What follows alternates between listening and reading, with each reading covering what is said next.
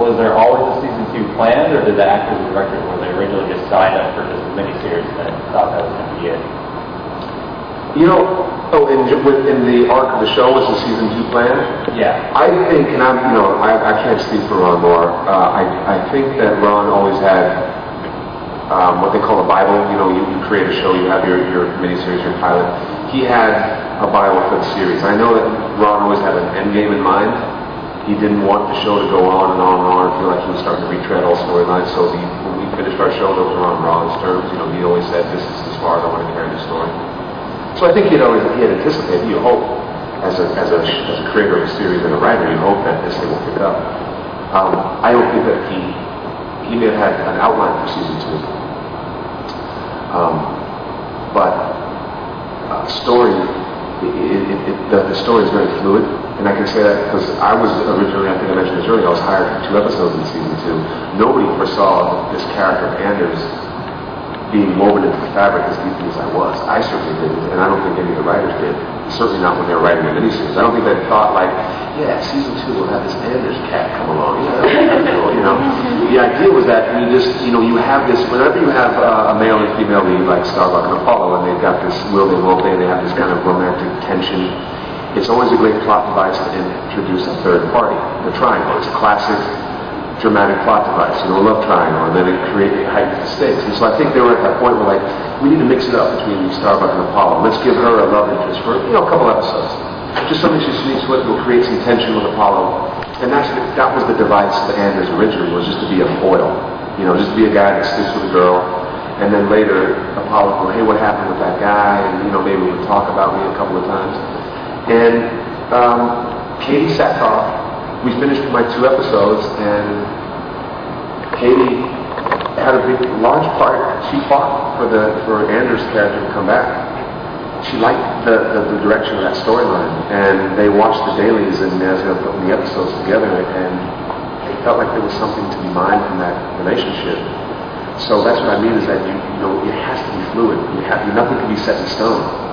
I don't think they foresaw the direction of season 2 ever having Anders in it beyond 2 episodes. The next thing you know, it's 3. And then, hey, it's 4 episodes, and maybe 5, could be 6, maybe 7, 8, I don't know, not more than 10, and it just kept growing and growing and growing, and it was, every other week I'd get a phone call from an agent saying, hey, they want to bring you back for another 1 or 2 episodes. So I think that the story starts to write itself. They start to pick up on cues from the actors and the storylines and the reaction from the fans, and let's write more of this and less of that. So I don't know. I would never speak for Ron, but I'm sure he always had a season 1, 2, 3, and 4, and 5 in mind, or however many he wanted. But I don't think everything was just a basic outline. So I think you always start hoping that your miniseries or your pilot is going to be a series in perpetuity. That's everybody's great dream, but you never know. Television's so volatile, you just don't know. So. You thought you were completely done after those first 2 episodes? Yeah, I was. I had no preconceptions about about this ever becoming. I would never have imagined I'd be getting to do this, sit here and have a panel and talk about this amazing show that I'm a part of, because I was just a guest star. It's like I was just there for 2, and lucky to get involved and be brought into the family. So I just, sometimes there's a lot of luck in this business, and I got my fair share.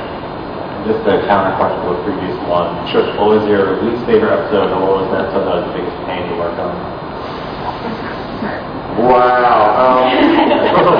This is such a trouble question. This is like son of a bitch that worked. I love that episode.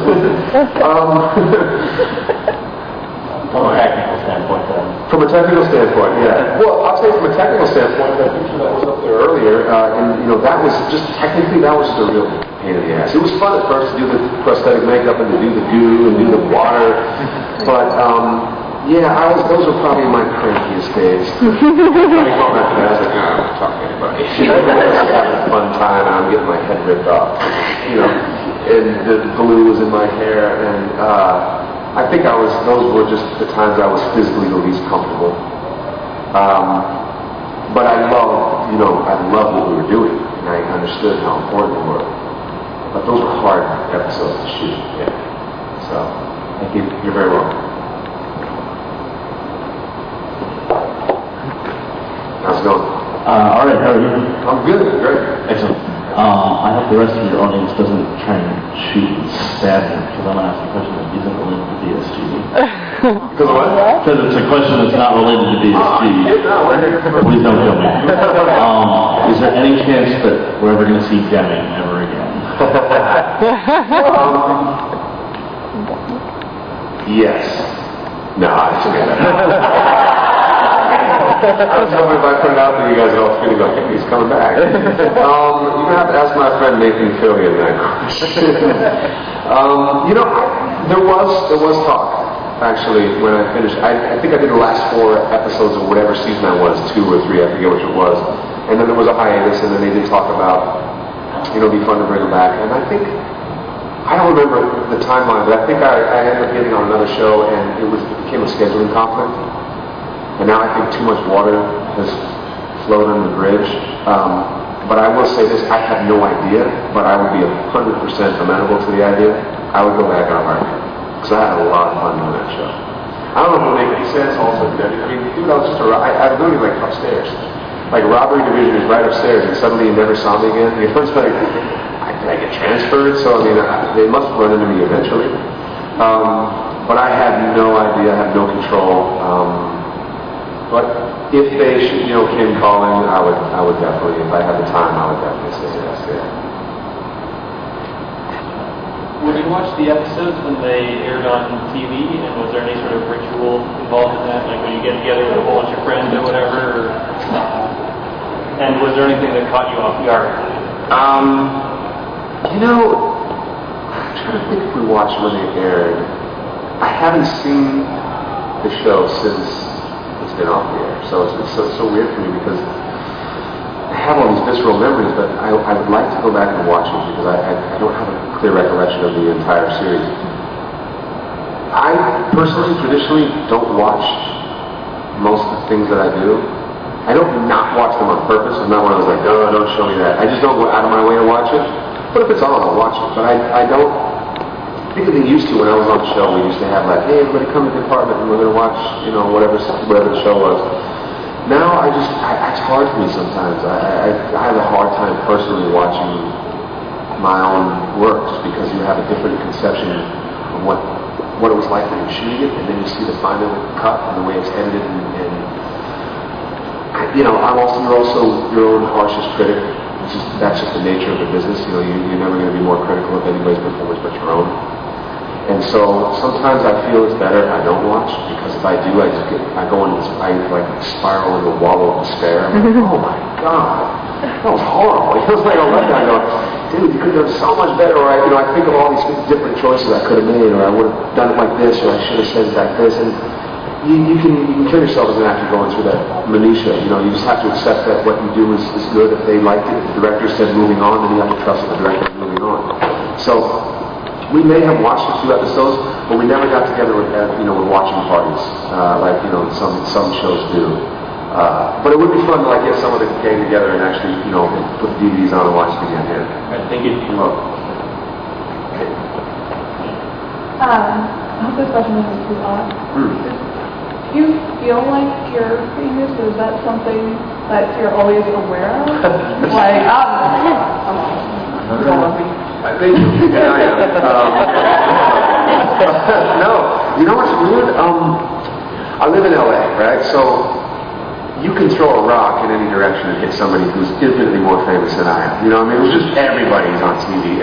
And fame has changed so much because there's a cult of celebrity. Anything resonates as fame now, With social media and the internet, and there are people who have 15 million downloads, and that makes them famous. And I know what you're saying. I think the first time I became aware of, not the first time, but there was an incident I remember that I became aware of. It was a few years ago. I was in a I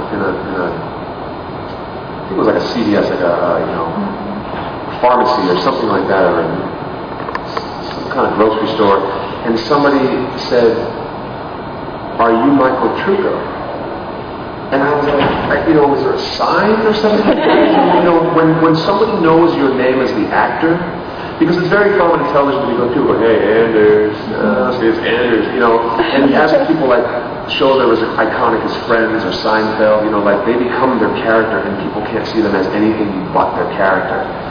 And I had a lot of friends on the original 90210 series, and they're still, my friend Ian Ziering is still called Steve Sanders. They're like, hey, Steve Sanders. And he's like, hey, it's Ian. My name's Ian. It's Ian Ziering, you know.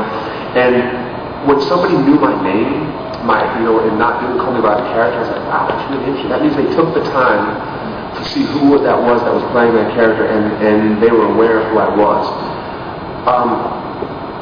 It still surprises me to this day. You know, that it never gets old, and it's incredibly gratifying. Anybody that tells you it's not is full of shit. It really is. It's great. You know, I'm not going to lie to you. It's great when somebody goes, hey, I saw your show.